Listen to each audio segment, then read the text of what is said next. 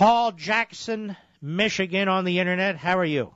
Hi, Mark. Love your show. Thank you. It's been an absolute incentive for me to learn my history and to learn philosophy. I've been listening to you for about a year. Listen, you know what I'm thinking of doing? In addition to taking over the Libertarian Party and harassing Chuck Schumer for the rest of his career, I'm thinking of becoming a columnist for the New Jersey Ledger. But I'm not an old drunk, so I don't know if I qualify for a columnist there. Go ahead, my friend. Well, listen, the reason I'm calling is I did a little analysis of the budget. The deficit for 2011, as you know, is projected to be $1,650 billion. If you add in the 1% cuts that the politicians just passed, that's $38 billion. If you say, okay, well, the reason we have such a big deficit is because the evil George Bush made those tax cuts. If you dial up the tax rates for those making over $250,000 to 39.6%, where it was under Bush, you subtract an additional $65 billion. If you say, well, it's because the evil George Bush got us into these wars, if you back out the cost of the projected cost of 2011 of Iraq, Afghanistan, the VA cost and everything, that's an additional $171 billion.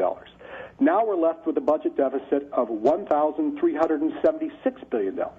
Okay, then you can say, well, it's those evil, greedy companies that are doing this, like Exxon and Walmart. As a matter of fact, let's tax the Fortune 500 companies, the top 500 companies in this country, at 100%. Let's just take all their profits. If we do that, we'll take an additional $232 billion. Now we've got a deficit of $1,143 billion. Now, as you know, Barack Obama's going to go around saying, well, the reason is the rich need to pay their fair share, and that's the reason why. That's where we need to get the money. Okay, those making an income above $250,000, the income they made over $250,000 was probably by cheating some poor working person. So let's just tax them at 100%. Let's take all their money that they earn above $250,000 and confiscate all of it. Now we collect another $853 billion.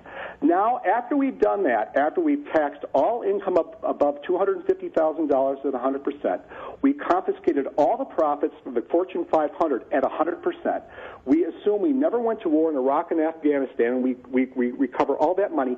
We still have a deficit, Mark, of $290 billion. That's nearly twice the deficit that we had in 2007 under the evil George Bush and those evil Republicans. You know, assuming those numbers are right, that's brilliant.